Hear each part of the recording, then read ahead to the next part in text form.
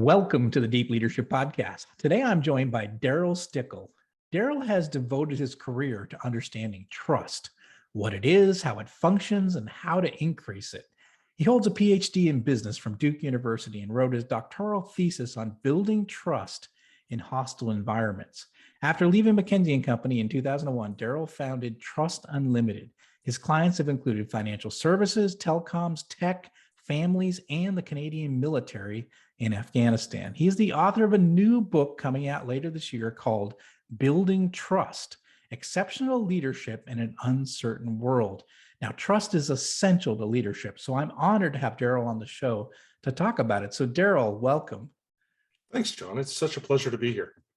Hey, it's great for you to great to see you. Great to have you on the show, and I'm excited about this book. I have it right here for those who are watching on YouTube. There's a copy of the book. It's a beautiful book, and it's the subject is so important. And I'm really excited that you wrote this book, and I'm excited to have you here to talk about it. But I wanted to just get started. So first of all, tell us a little bit about your background, because for me, it's hard to understand, how does somebody who grew up in Fort St. John, Canada, end up developing a brand new model for understanding trust? Yeah, that's a great question. And it's, I won't say it was easy, and sometimes a hard road is a good teacher. Fort St. John was a small, sort of relatively isolated community, about 15,000 people when I grew up there. I was born and raised there, and there was a sense of community. Because it was sort of harsh climate and isolated, people had to help each other. And you grew up knowing that if somebody else was stuck on the side of the road, you pulled over to help. And if someone was in trouble, you lent a hand. And so I developed a strong sense of obligation to help people if I could.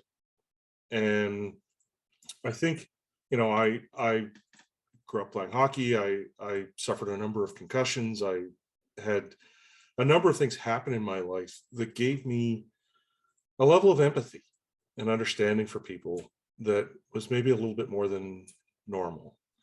And I would find myself sitting on the bus on the way to school in Victoria when I moved there to go to university, and strangers would just sit down next to me and say, "I'm really having a hard day."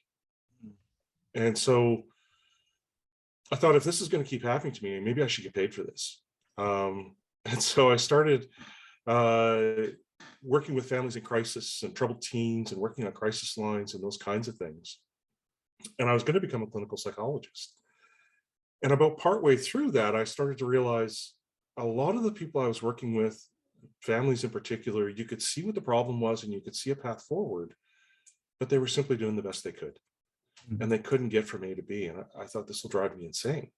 And so I switched, went into public administration, did a master's degree in public admin, ended up working in native land claims in British Columbia, which was one of the last places to settle claims in the world with Indigenous populations.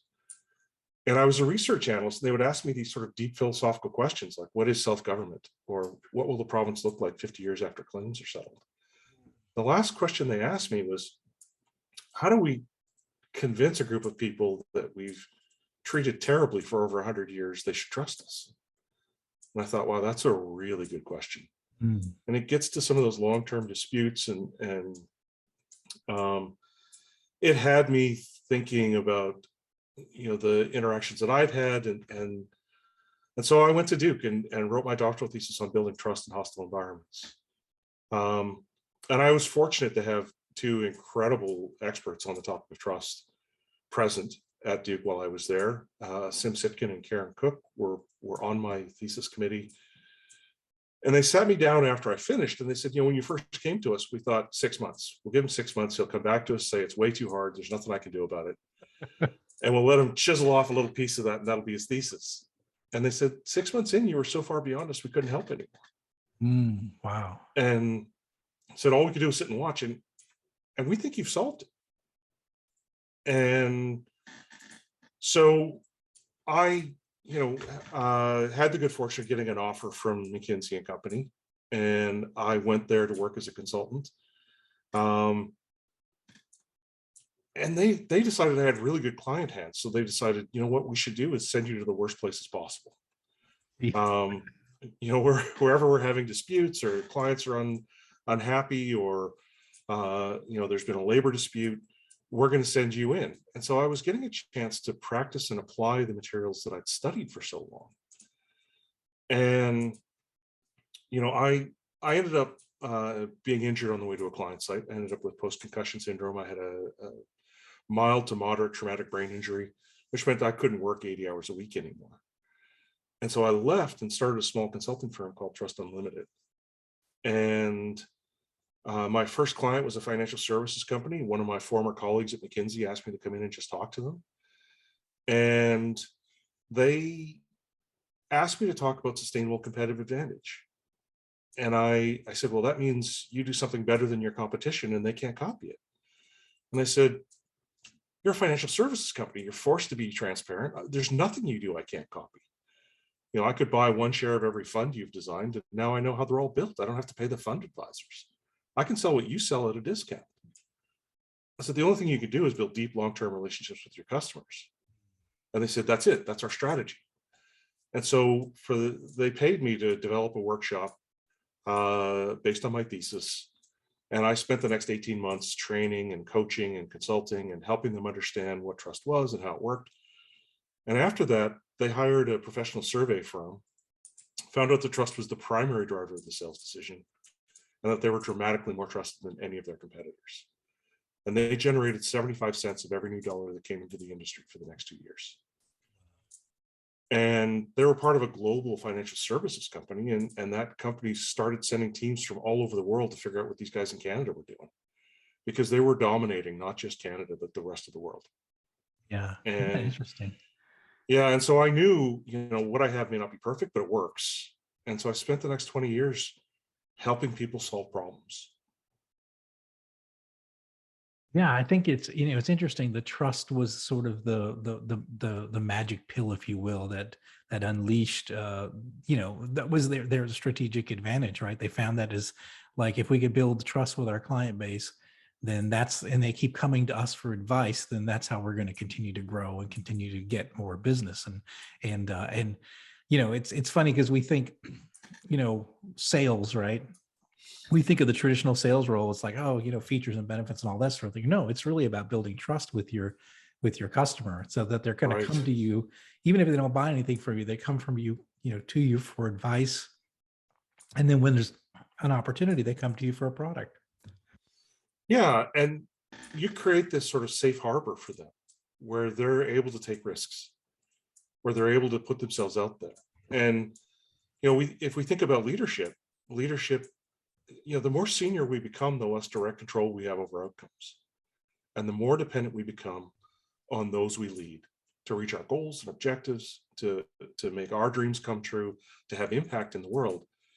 The thing that separates leaders who are merely okay from those who are exceptional is the ability to build relationships. Yeah, no, I wholeheartedly agree. In my first book, I talk about leadership as a people business. It's all about relationships and people, and it's critical. Yeah, absolutely. Yeah. So one of the things you talk about in the book, and this is something I've been seeing a lot lately, and you touch on this, is why is trust in our institutions at an all-time low, do you think? Well, that's a great question. And I just attended a conference at Duke. You and I were just talking about the fact that we've got an overlap there. We do. Yeah, I attended a virtual conference put on about rebuilding trust in institutions. And the overwhelming consensus was it's bad. Trust is at an all-time low. I think a lot of it, so from my perspective, when we decide whether to trust somebody or not, we ask ourselves two fundamental questions. The first question is, how likely am I to be harmed, which is perceived uncertainty. And the second question is, if I'm harmed, how bad's it going to hurt, which is perceived vulnerability. And we've seen dramatic spikes in uncertainty. And so the world is in flux. It's changing at an incredible pace. We're seeing our society sort of come apart at the seams a little bit, with disagreements about political ideology, disagreements about race and gender, disagreements about pandemics, about political ideology. All of these things are happening at the same time that we're having this significant spike in uncertainty. Mm. And in part, you know, I like to think about the question, and I know that there are bad guys in the world. Putin has done a wonderful job of demonstrating that to us Right. lately. But what if there were no bad guys? What if this Mm. was just a case of the systems in place actually pushing behavior that's not optimal? What if the reason we're not getting great leadership in the political spectrum is because that's not a great job for most people? And we're not attracting the people that we want to attract. We're not getting the best folks that we could, that Mm. are best suited for that role. Instead, we're getting the ones who are willing to put up with it. Right. So I think that's a big part of, you know, we're seeing so much information coming at people at such a rapid pace, and now everyone's questioning everything. Uncertainty's through the roof. And so it's kind of normal for trust to go into decline at those times. But it also, the more scarce something becomes, the more valuable it becomes. Mm. And so the ability to build trust is more valuable now than it's ever been. Yeah, that's so true. That's so true. So, you know, when you get into, you know, if you take yourself into the leader's role and you're trying to build trust, what are some challenges that leaders face when they're, you know, you come into a new role, you know, say you're taking over a new business, and you know that trust is important. What are some of the challenges that leaders face when they're trying to build trust in an organization? Well, a big part of the challenge with trust in general is a lack of awareness. Hmm. And so people aren't, you know, they may realize that trust is really important, but have a lack of an applied practical approach to actually taking action on that. But again, they're facing uncertainty like we've never seen before as well, right? The nature of the job market is changing. The expectations and morals and values of the people that work for them are changing. There's a struggle for us to even have conversations without people getting profoundly and mortally wounded. And so as a leader, you find yourself with a very diverse group of people, some of whom are going to be profoundly offended no matter what you say or do. Yeah. You know, and this is one of the challenges that our political leaders face right now. You know, they spent so long vilifying one another that we now fully believe them. They're all incompetent and evil. Right. You know, they should stop digging anytime now. But leaders of today face the challenge of, I've got a workforce that's comprised of people who have very different values, and I'm facing headwinds from profound uncertainty, with, you know, climate change, with technological change and advancement, with changes in values and norms and ideology. How do I approach that in a way that builds consensus, that creates collaborative collective action rather than discord? And that's, you know, leaders are facing a more pronounced change now than we've seen in quite some time. You know, the questions we get asked sometimes is, how do I motivate a virtual team? Or how Yeah. do I motivate, you know, the next generation of employees who are coming up, who have a different set of values than I do Right. around work and success, and so leaders today are facing a pretty significant challenge, and it's not going to go away. Hmm. Our kids are facing a significant challenge entering the workforce, because there's going to be so much variance. And I believe that understanding how to build trust and how to structure relationships is one of the ways to future-proof ourselves. It's that ability to have people give you the benefit of the doubt, to actually ask you if that's what you meant before jumping to conclusions, to say to you, hey, that might not have landed the way you wanted it to, or what is the message you're trying to send? Let me help you with that. Yeah. Yeah. Well, it's interesting you say, because we talked a little bit before we started this podcast. You know, you grew up in a small town where you would help people. You know, if something, you felt a shared responsibility for Yeah. your neighbors because you were a small town and it was a, you know, a rough climate, and so there was a shared responsibility. And I started my career on a submarine as an officer on a submarine, and it was the Right. same thing. We had a shared responsibility, and we had a shared vulnerability, right? So Yeah. if we made a mistake, we would all perish, right? So we had to trust each other. Well, we had to train each other up and make sure that every person on that submarine, including the most junior sailor, was could have our back when things went wrong. And so we had to trust our lives to our fellow sailors, right? Yeah. So we had that unique environment where we were one team. We had one mission. We had to carry out our mission, but then we had to return safely home, and everybody was on board with that mission. So we were collectively together. So we learned to trust each other because we had to. And I think maybe it's Yeah. similar in your small town experience where you had to trust each other because you were vulnerable. You had a shared responsibility, shared vulnerability, similar to my situation.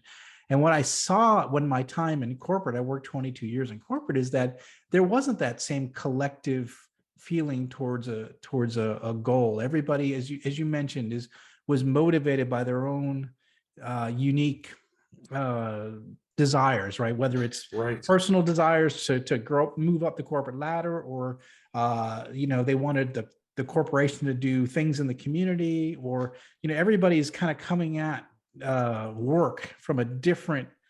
They have different goals that they bring to the Right. organization, and so we didn't have that shared responsibility and shared vulnerability like I did on the submarine. So I find Yeah.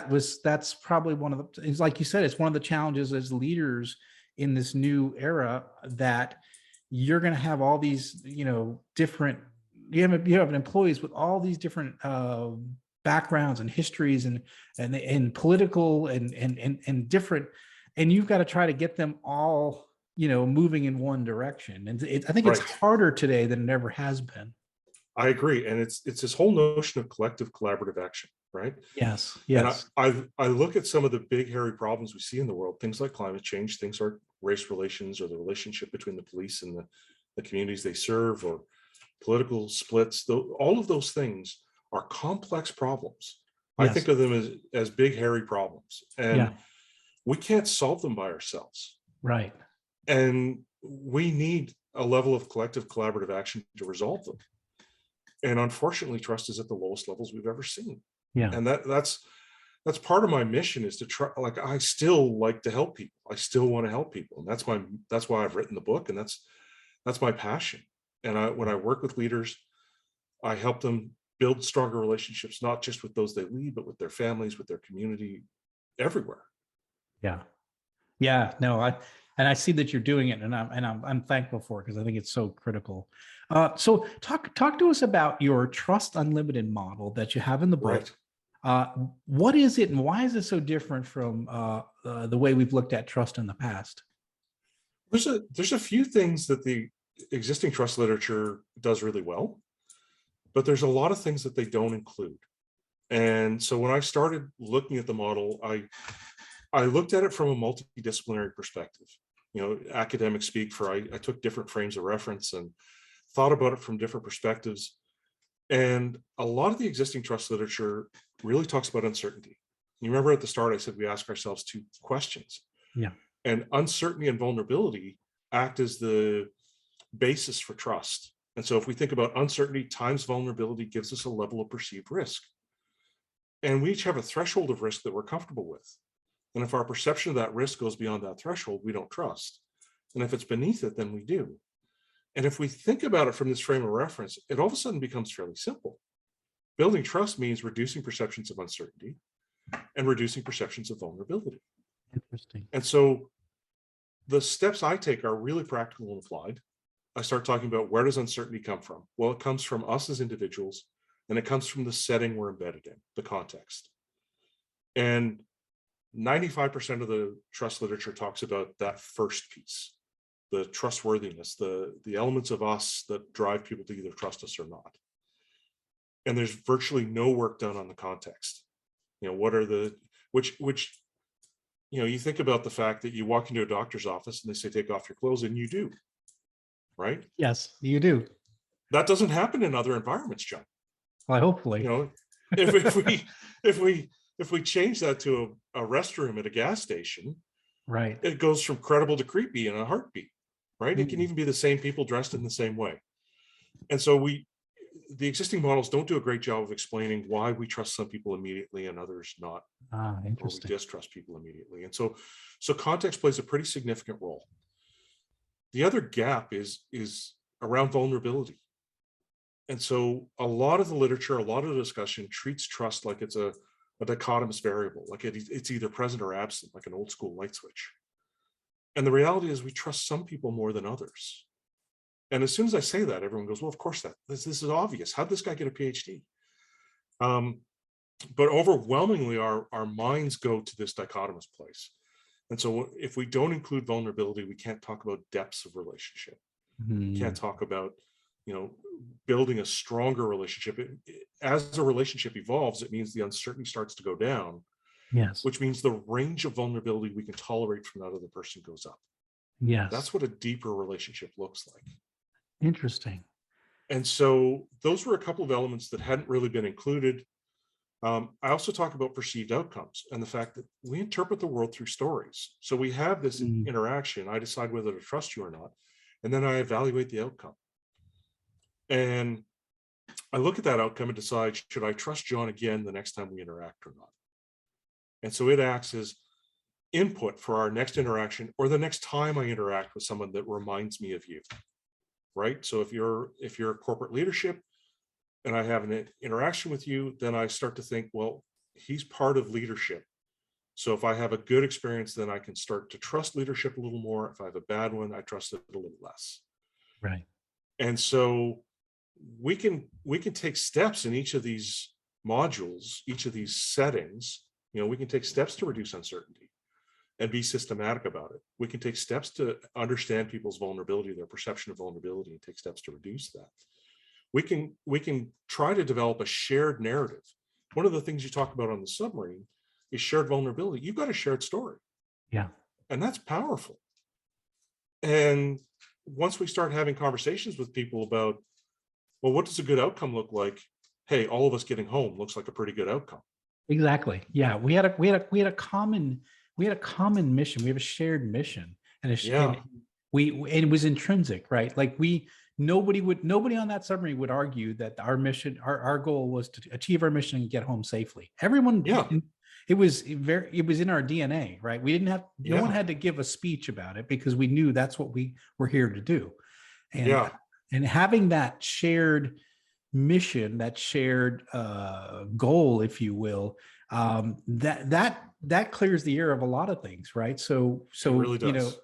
Because there's you take that I guess that uncertainty out of the way, because we all are trying to get towards that same mission and get home safely.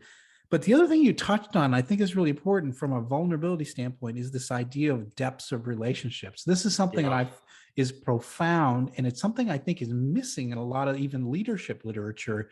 And of course, I've tried to include in my books, but one of the things I noticed is that the more we share common experiences, right, the more we have these opportunities to share common experiences, the deeper our relationships build, right? And it's like that with your children or your spouse, or the more you have these experiences where you see things the same way. Oh, that customer did that, we're not going to do that again, and we all see it the same way in the organization. We know we're probably not going to try to do business with that customer again.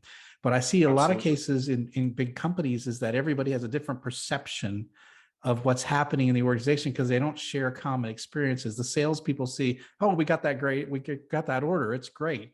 Production people are like, well, that's a product we don't have. We have to get special parts for it. And then the accountants see that the margins aren't there and they're upset. So everybody sees the problem differently.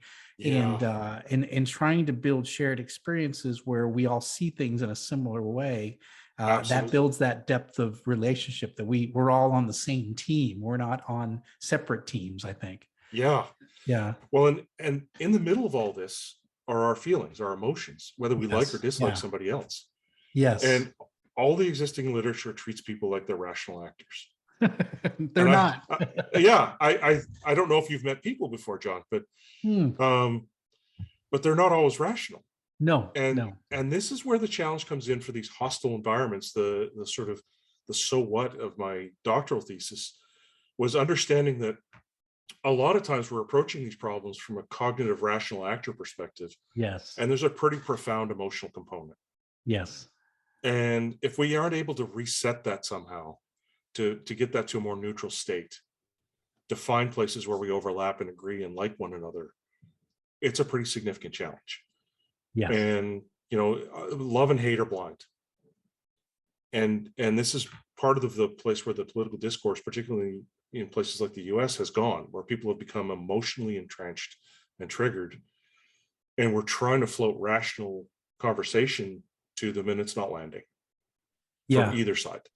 I see that. I do a lot of tweets on leadership issues. And so I'll tweet something and then someone will take it like a political thing. Well, you don't like Biden? Or like, well, at least he's not Trump. And I'm like, whoa, I'm talking about I'm not even talking about political issues. So Yeah, they yeah, immediately get triggered towards you're in one camp or the other camp, right? yeah, And maybe I'm not in either camp. Maybe maybe I don't care about politics and I'm just talking about leadership. So right, yeah, yeah, yeah. And so it that emotional chaff can really disrupt conversations. And if yeah. that's where the gap is, if that's where the hole is, then we need to intervene there first. Mm, yep. And so those are some of the things that really set my work apart from the majority of the other research. And we all have the ability to build trust. Some are better than others. Mm, And those who aren't very good have a lever that they pull. And they pull it over and over again and hope it lines up with the problem that they're facing. right. Those who are better have multiple levers that they pull. And those who are really good have multiple levers and they know when to pull which one. Yeah, yeah. I want to talk about That's that. what, You talk about that in the yeah, book, the trust levers, and yeah, like you said, the more I guess I guess someone that's this there's different leaders that have these levers they can pull, and like you said, the best of leaders have many levers and they know when to pull it. Explain what you mean by that. yeah. So if we thought just about uncertainty, for example, uncertainty comes from two places. It comes from us as individuals and it comes from the context. And within the individual environment, a good friend of mine, Roger Mayer, wrote a seminal work in 1995 about trustworthiness. And he and his colleagues proposed that there were three elements that made us seem trustworthy. And those were benevolence, integrity, and ability. And benevolence is, do you have my best interest at heart? Will you act in my best interest, even if it's not in your own short-term best interest? Integrity is, do I follow through on my promises? And are my actions aligned with the values that I express? And abilities, do I actually have the competence to do what I say I'm going to do? So those are three levers that we can pull. Most people pull the ability lever relentlessly. I have this much experience. I have these kinds of credentials. I have this many people that work for me, Trust me. on and on and on. Yeah. And, I think the lever that has the most impact for leaders is benevolence, Yeah. is that belief that you've got my back. You had some folks on earlier who were talking about the servant leader model. Yeah. That's what that is, Mm, right? And so, when I talk to people, I talk about how do we actually pull those levers? Because part of the challenge is getting a shared frame of reference, thinking about it in terms of uncertainty and vulnerability. yep. And then it's what are the sub elements? And so there's that cognitive piece of understanding, and then there's the application. And this is the place where we've really been working hard lately. This is what the book is intended to do. It's intended to show people, here's how you could try this. Here's some things you could do to give it a shot. So, when I work with parents, I'll say, who here has their kid's best interest at heart? And all the hands go up. Right. Stirring sight, right? And then I say, how many of your kids would say that? And it's about a third, somewhat hesitantly. And so if it doesn't land clearly in a situation where it's supposed to be obvious, how hard is it for a leader to actually communicate benevolence to a group that's got wide-ranging views and expectations? Yeah. And a big part of the challenge here is that, I'll talk with leaders and they'll say, well, I do all those things. And my response will be, says who? Because if it's me telling you that I'm benevolent, that has a lot less weight than you saying to me, Darryl, I really experienced that as benevolence. Mm, And so a lot of times we don't include other people in the conversation. We make assumptions about what good looks like for them, and we don't clarify or make transparent the fact that we're acting in a way that's intended to be in their best interest. And so, a lot of times when I'm talking with folks, I'll say, here's the script, here's the approach you're going to take to actually having a conversation with someone. Because, we have the book and we have these classes that we deliver. There are these 8-week courses where we take people systematically through the model, and we say, you're going to pick 2 relationships and you're going to focus on those 2 relationships. And this week you're going to talk about benevolence. And here's what that's going to look like, because so many of them said to me, how do I even start? Yeah. And so it's, hey, you know what? I'm taking this course on trust. I'm trying to be more intentional about the relationships I have in my life. I'm trying to build stronger relationships. Oh, that's kind of interesting, Darryl. What? Tell me more about it. I'm kind of interested. And then you say, well, and one of the things they talk about is benevolence, having someone else's best interest at heart. Yeah. And I think I do that, but it doesn't always land that way. Have you ever experienced that? And the other person goes, oh God, yeah. With my kids or with my spouse or this other thing. And then you say, well, have you ever had someone really have your back, really look out for you? What did that look like? What did it feel like? What did they do? And so you start them thinking about this stuff. Then you say, well, what would it look like if I acted in your best interest? What does success look like for you? And how do I help you get there? Yeah. Yeah. Right. And so one of the questions you asked me, or I asked you before we started this, was, how can I be helpful to you, John? Mm. And you said, share this, help raise the profile of the podcast. I'm absolutely going to do that. And I'm going to do that because it's not only in my interest, but it's in your interest as well. And I feel like we're collaborating in this endeavor to try to reach broader audiences. Yeah.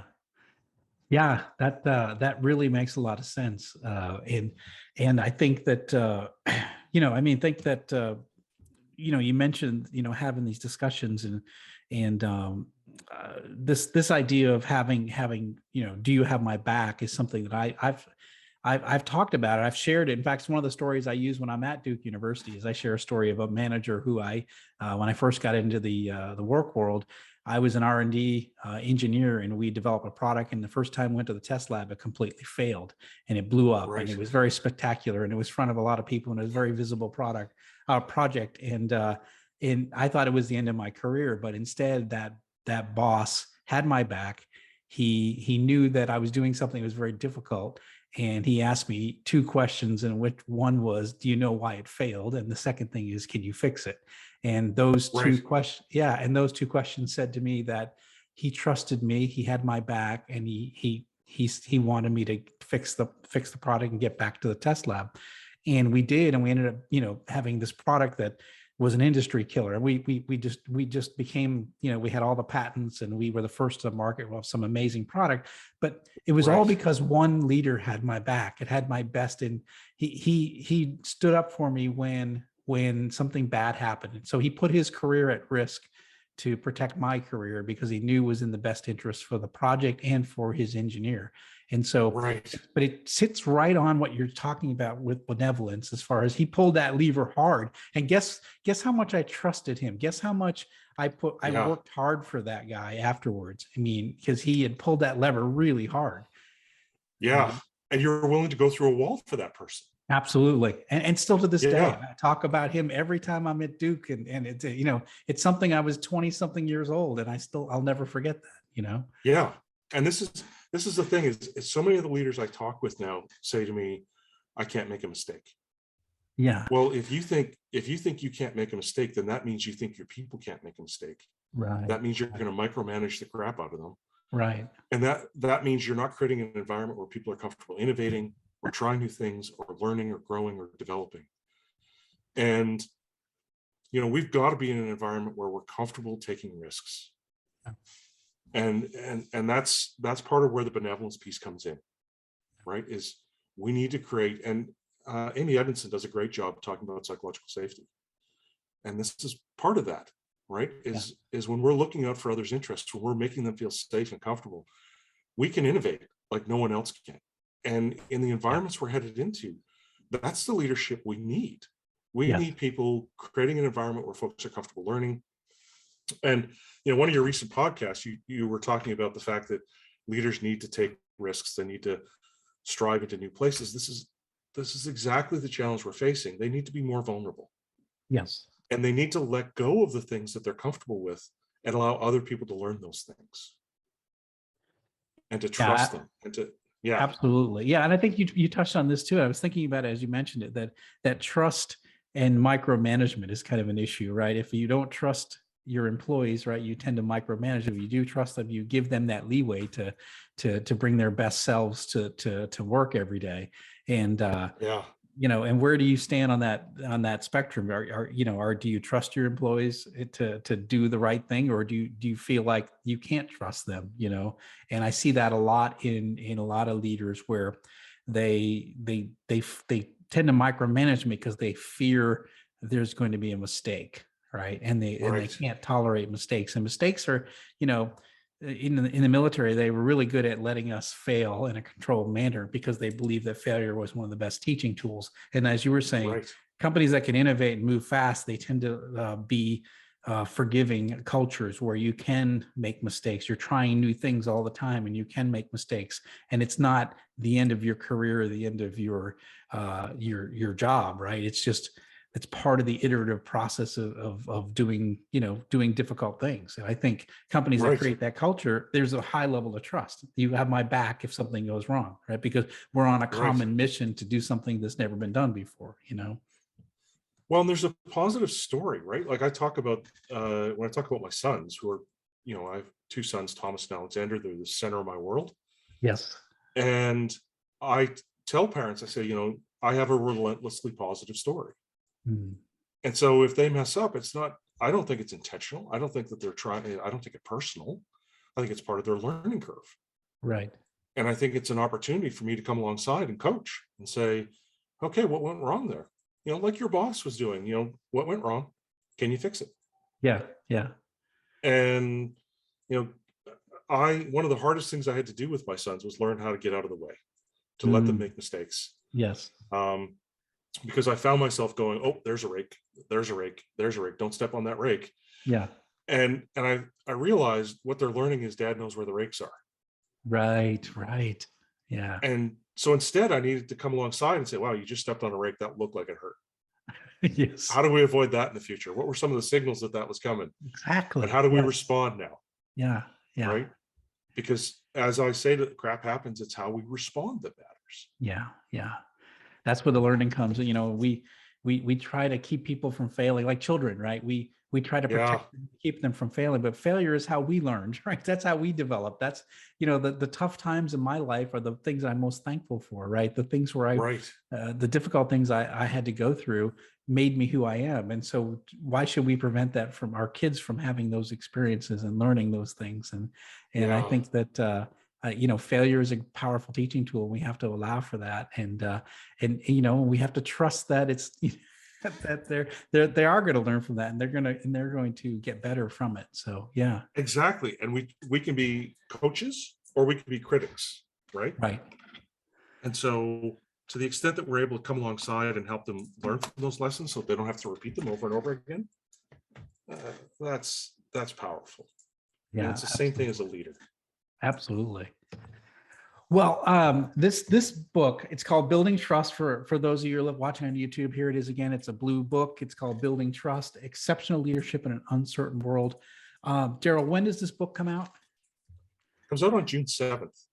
Okay. And I have to tell you, like, I feel like I'm dropping grains of sand in the ocean. Yes.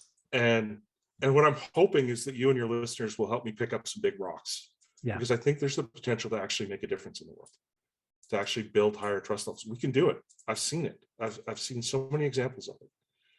Yeah, And absolutely. You mentioned the hostile environment up where you're from, and this, why you were motivated to get into trust issues in the beginning. And yeah, I think it can be done.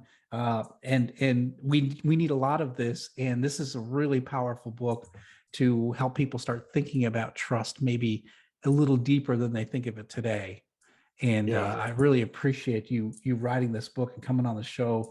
How can people get a hold of the book and find out more about you? so if they come to my website, www.trustunlimited.com. There's a blog section there. I've written a number of articles. There's some podcasts. They're not going to be as good as this one, but there's some podcasts there as well that people can listen to. The book can be pre-ordered almost anywhere now. Okay. And I would be super appreciative if people would just share the message. If you read the book and then want to share it with somebody else, that's fantastic. Really, it's about raising awareness and developing a shared vocabulary, a shared way of talking about problems that we face that allows us to get to conversations we normally don't have. Yeah, we absolutely need this in the world today. And Darryl, I really appreciate you coming on the show and sharing this. And this is a fantastic book. Leaders, pick this book up. It's available for pre-order now, called Building Trust.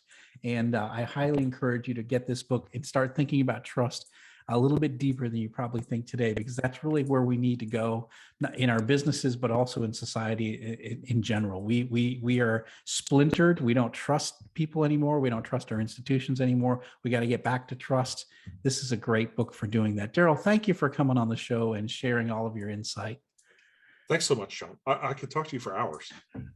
Thank you. I know we went a little long, but I was really enjoying it. I think we just started to scratch the surface. So thank you for coming on the show. And again, leaders, dig into this book. You're going to learn a lot.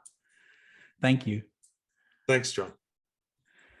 Well, that's it for today. Thank you for listening to Deep Leadership. If you like this podcast, please subscribe and share so we can continue to build a world with better bosses. Until next time, this is John Rennie saying take care and lead well.